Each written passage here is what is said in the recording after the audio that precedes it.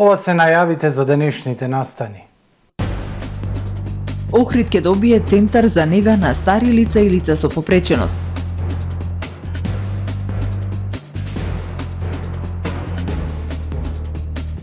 Покачувањето на минималната плата дополнителен товар за занаетчиите.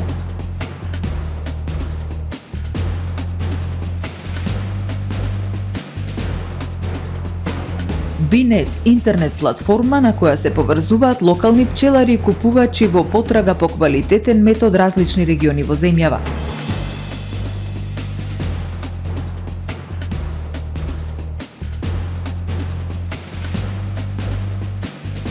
МВР заплени 1,6 тони дрога во вредност од 3,2 милиони евра.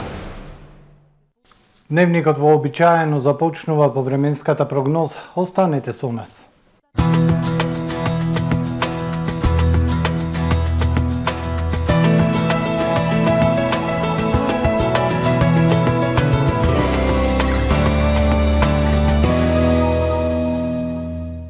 Во Охрид денес преовладуваше претежно облачно време со повремени сончеви периоди, потопло со пораст на дневните температури до максимални 5 степени Целзиусови. Во текот на ноќта кон четврток ќе биде ведро со локална облачност и студено. Во четврток на северозападна и северна Европа нестабилно со врнежи од дожд со ветар, врнежи од снег на крајниот север и во источноевропската низина. Во останатите делови од Европа стабилно со зголемена облачност. Ќе биде релативно топло за овој период од годината. На Балканскиот полуостров утре времето претежно сончево, ќе има појава на локална облачност, ќе биде потопло со пораст на температурите. Максималните дневни ќе бидат во интервал од 9 до 15 степени. Во Македонија во четврток постуденото, но и потопло утро со утренски температури кои ќе бидат во интервал од -6 до +3 степени. Во текот на денот претежно сончево со локална облачност и топло. Предпладне северозападен и североисточен ветер. Попладне слаб југозападен ветер. Максималните дневни температури утре во Македонија од 6 до 15 степени. Во Охрид во четврток студено утро со температура од -4 степени, а во текот на денот сончево со локална облачност и дневна температура до 7 степени. Во петок студено утро. Во текот на денот сончево и уште потопло со максимални 8 степени. Во сабота не очекува умерено облачно време со сончеви периоди и дневна температура до 6 степени, а во недела облачно и топло со максимални 5 степени Целзиусови.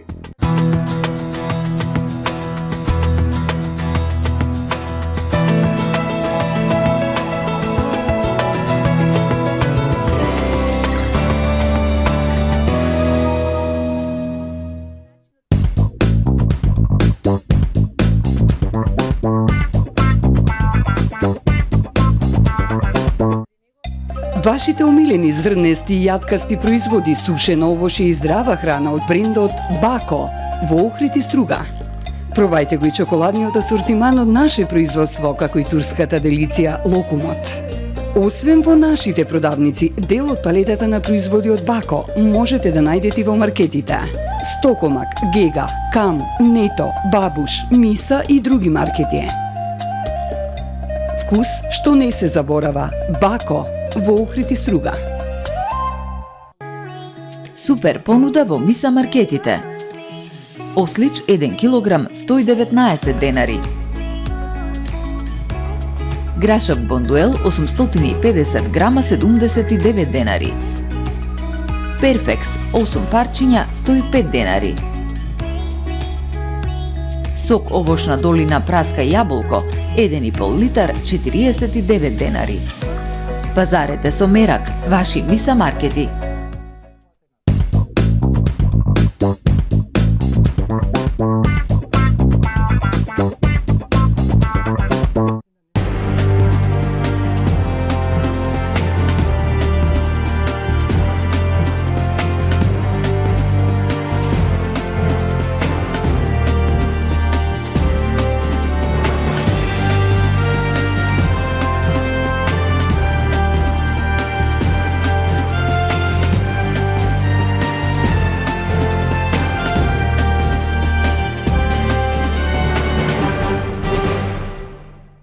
Добар ден, прво издание на Дневникот на ТВМ телевизија.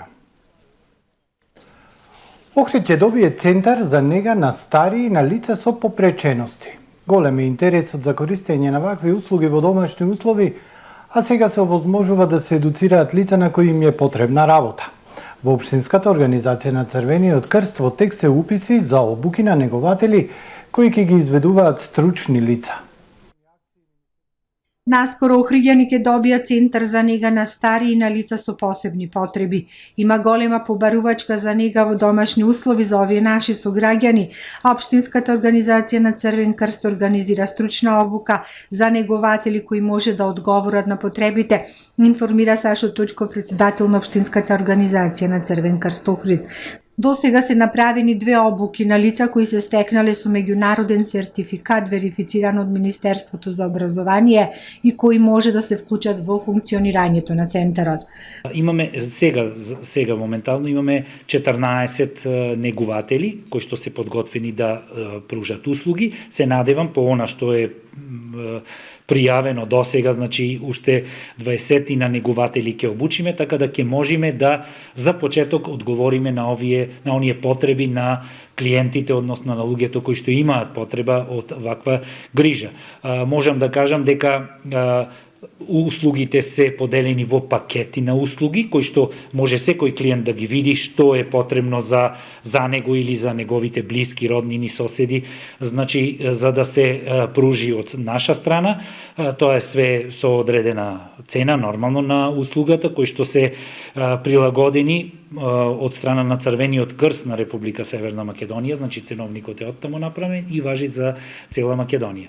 Во Општинската организација на Црвен крст во тек се уписите за обуки за негователи кои ќе ги изведуваат стручни едукатори, а ќе траат 3 месеци. Може да се пријават кандидати на возраст од 18 до 60 години кои имаат желба да помагаат на овие лица и да се дел од тимот на центарот кој ќе ги испорачува услугите.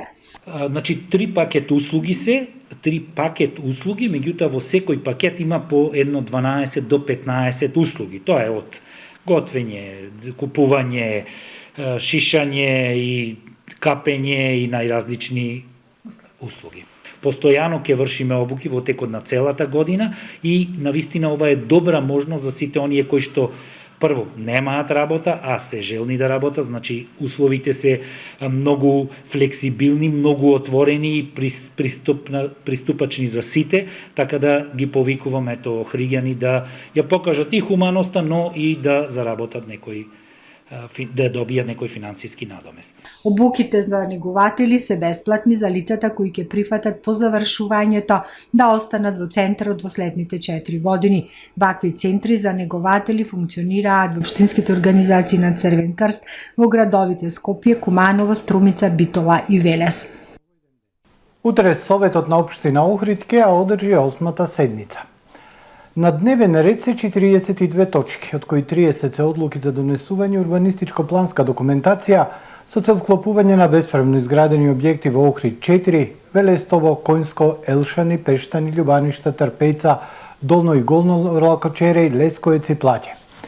Советниците ќе одлучуваат и за оперативната програма за организирање и функционирање на службата за зимско одржување на патишта и улици на подрачјето на општина Охрид во периодот од март 2022 до март 2023 година. На дневен ред е и одлуката за донесување правилник за субвенционирање на општинскиот линиски превоз на патници на подрачјето на општина Охрид, како и предлог одлука за остварување на субвенции во линискиот превоз на патници, кои заеднички го организираат општина Охрид и општина Дебрца.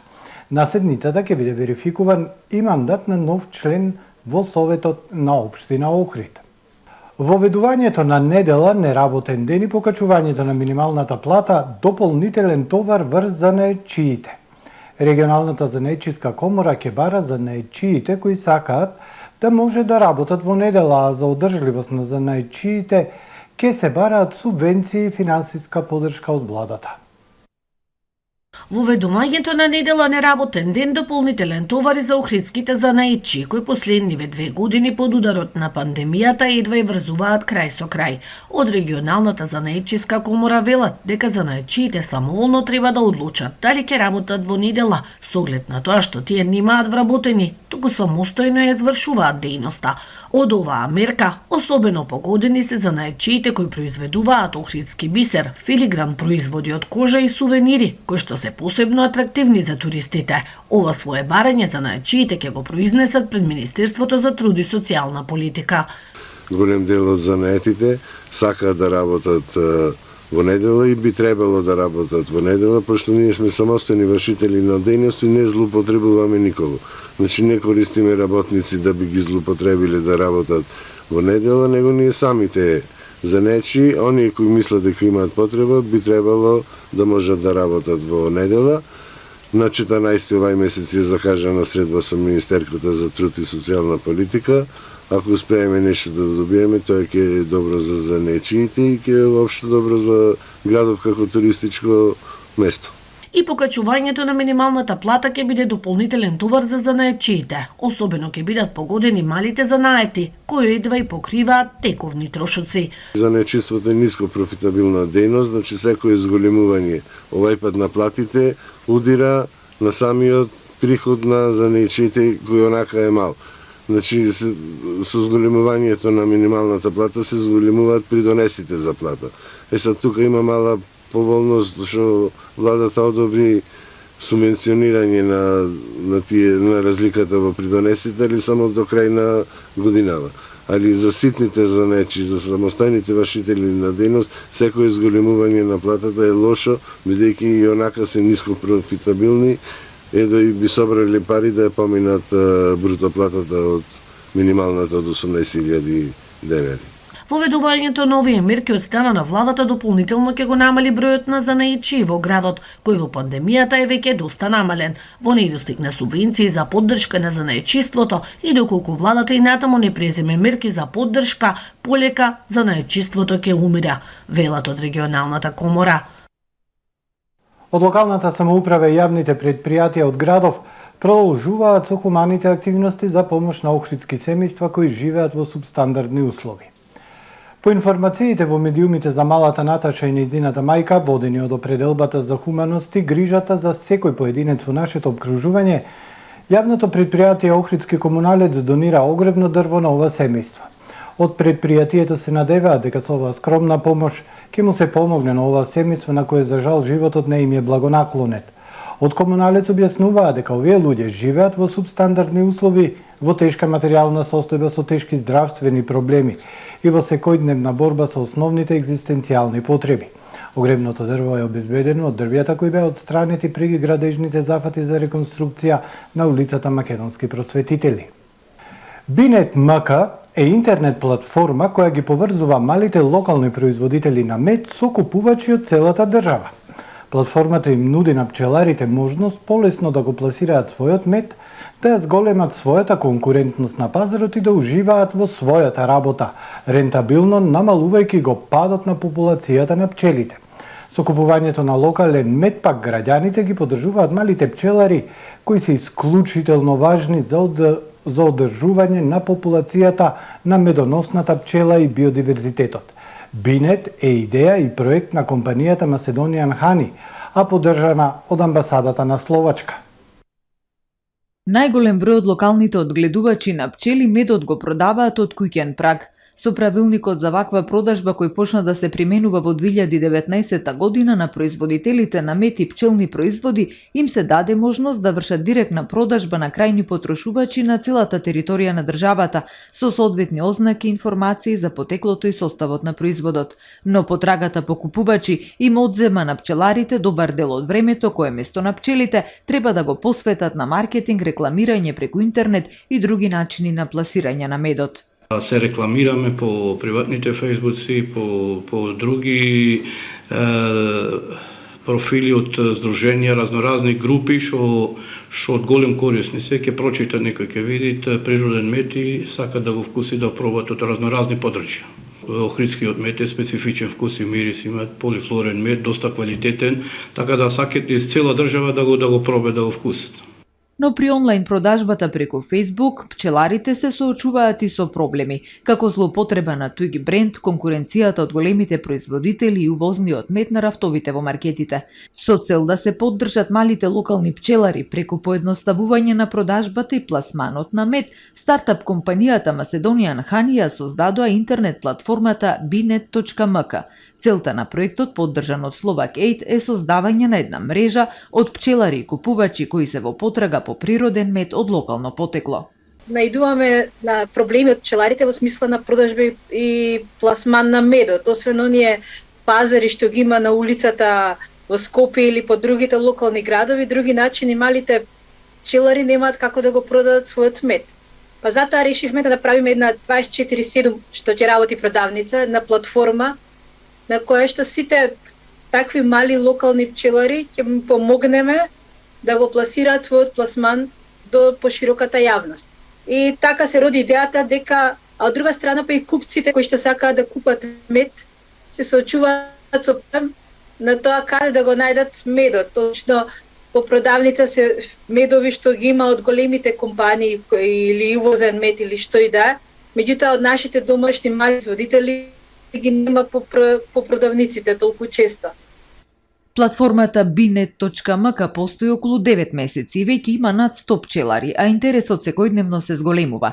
Нема трошоци за учество на платформата, нема членарина или провизии за продажба. Ваш мед, ваш труд, ваша заработка, вели Фидановска.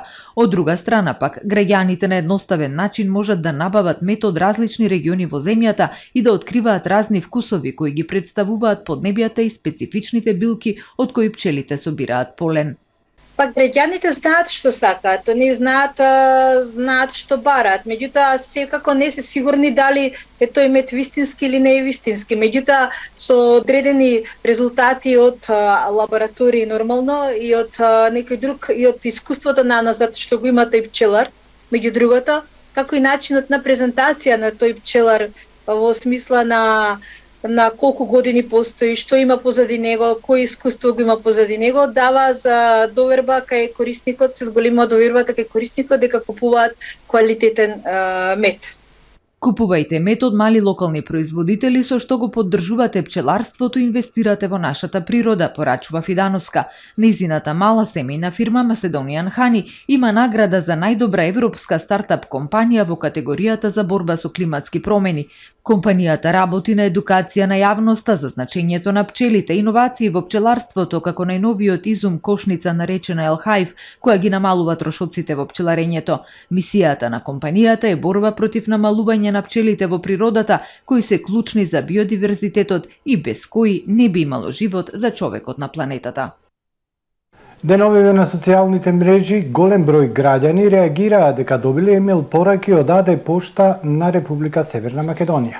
Во имейл пораката од лажна имейл адреса каде се представува АД Пошта на Македонија стои информација за неуспешна достава на пратки поради наводна неплатена царина и упатства како да се направи плаќањето. Од АД Пошта веднаш реагираа со известување до нивните корисници на нивната официјална веб страна дека станува збор за дезинформација. Ве известуваме дека во име на АД Пошта на Северна Македонија на социјалните мрежи се појавува дезинформација за достава на поштенски пратки и износ кој корисникот треба да го плати за да ја подигне својата пратка. АД Пошта на Северна Македонија не стои зад овие објави, а секој невластено представување во име на Пошта на Северна Македонија представува класична злоупотреба и е предмет за кривична и друга законска одговорност. Сите вакви случаи кои стигнуваат до нас веднаш се документираат и се пријавуваат до МВР на понатамошно постапување. Стои во соопштението на АД Пошта на Северна Македонија. Оттаму потсетуваат дека единствено и официјално известување за достава на пратки го вршат нивните пошторазнесувачи. Апелираат до граѓаните да пријавуваат секаков неовластен и сомнителен обид за злоупотреба на пошта. Во две големи акции Министерството за внатрешни работи вчера на две различни локации во државата заплени 1,6 тони дрога во вредност од 3,2 милиони евра. Првата акција беше реализирана од страна на полициски службеници од СВР Струмица заедно со единицата за недозволена трговија со дрога. Втората од страна на полициски службеници од полициското оделение за безбедност на патниот сообраќај Ресен при СВР Битола.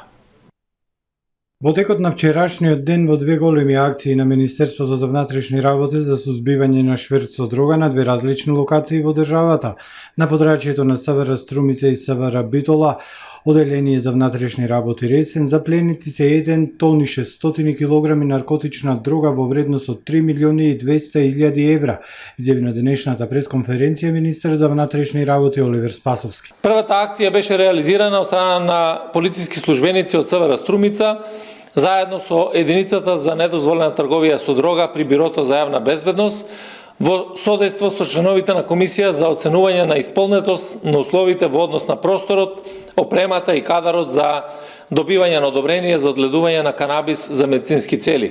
Поради констатирани неправилности во работењето на правниот субјект, запленета е непријавена марихуана во вредност од 3 милиони евра со тежина над 1,5 тон, или попрецизно 1.559,27 килограми, од која 1.041,5 килограми сув цвет, 223,5 килограми сув лист и 294,3 килограми биомаса, спротивно на член 95в од Законот за контрола на опојни дроги и психотропни супстанции.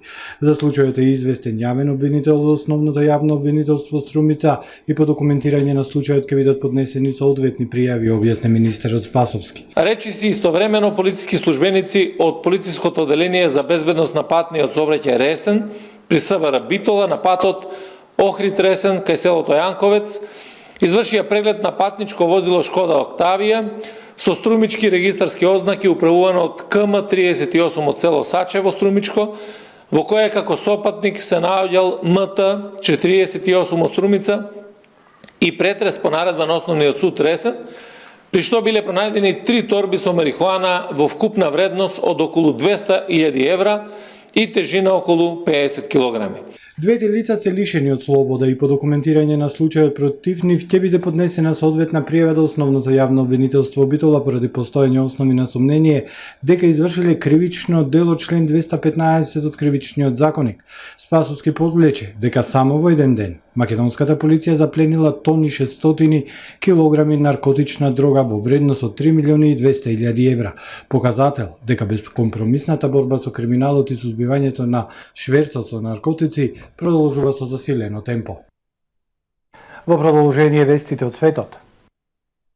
И покрај обидите да се намалат тензиите околу Украина, продолжува опасноста од поголем конфликт, како неуспешно може да се нарече вчерашната средба на францускиот председател Макрон на Москва, каде што најавуваше самиот француски председател требаше со рускиот колега Владимир Путин да ги разгледаат опциите за деескалација на тензиите во и околу Украина.